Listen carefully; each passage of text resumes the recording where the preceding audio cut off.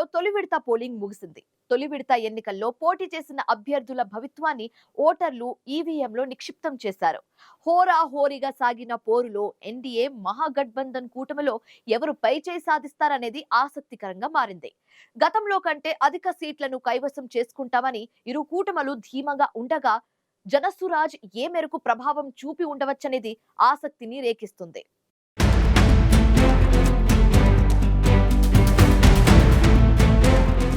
బీహార్ తొలి విడత పోలింగ్ చెదురుమదురు ఘటనలో మినహా ప్రశాంతంగా ముగిసింది.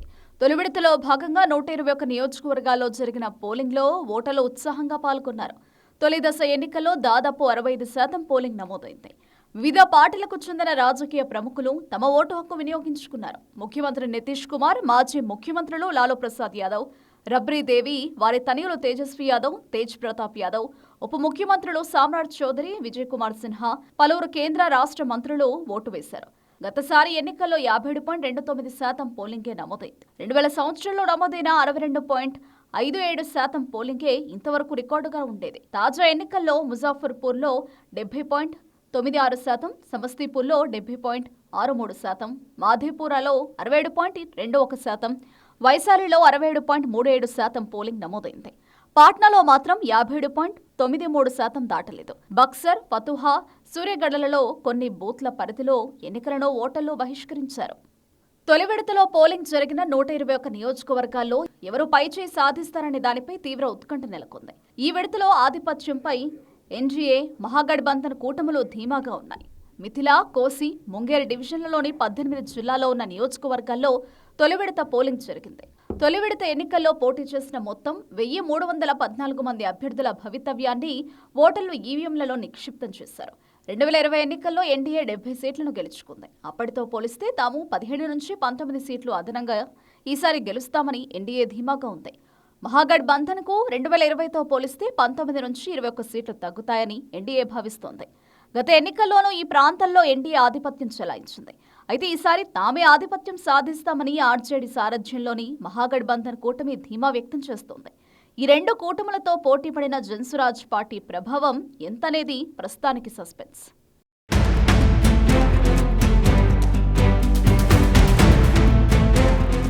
తొలి విడత పోలింగ్ జరిగిన 121 నియోజకవర్గాల్లో ఏ కూటమికి లేదా పార్టీకి మెజారిటీ సీట్లు వస్తాయనే దానిపై సర్వత్రా ఉత్కంఠ నెలకొంది. ముందు ఎన్డీఏ విషయానికి వస్తే 1.21 కోట్ల మంది మహిళలకు 10,000 చొప్పున నగదు బదిలీ చేయడం నితీష్కు కలిసి వచ్చే అంశమని ఎన్డీఏ కూటమి ధీమాగా ఉంది.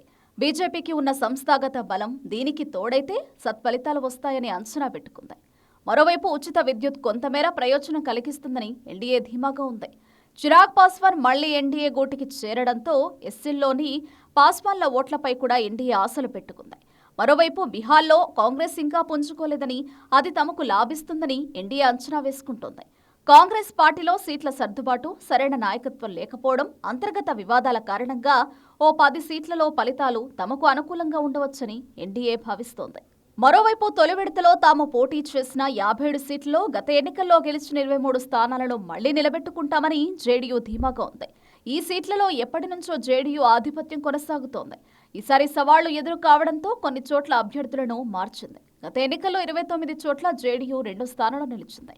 వీటిలో పాగా వేయడానికి ఈసారి గట్టిగానే పోరాడింది. విపక్ష కూటమి ఈసారి సామాజిక సమీకరణాలపై ఆధారపడింది.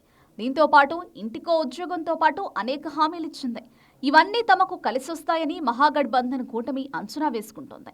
వికాస్శీల్ ఇన్సాన్ పార్టీ అధినేత ముఖేష్ సహాని రావడంతో నిషాద్ వర్గంలో మిథిలాంచల్, తిర్హుత్ ప్రాంతాల్లో తమ బలం పెరిగిందని మహాగఠబంధన్ కూటమి భావిస్తోంది. మరోవైపు జేడీయూలోని బలహీనతలు తమకు లాభిస్తాయని ఆర్జేడీ అంచనా వేసుకుంటోంది. ముస్లిం యాదవ్ సమీకరణం తమకు కలిసి వస్తుందని, ఈబీసీలో దళితులు తమ వెంటే ఉంటారని మహాగఠబంధన్ కూటమి లెక్కలు వేసుకుంటోంది. మొత్తంగా ఎంతో హోరాహోరీగా సాగిన తొలి విడత ఎన్నికల్లో తమకే మెజారిటీ సీట్లు వస్తాయని అధికార, విపక్ష కూటములు ధీమాగా ఉన్నాయి.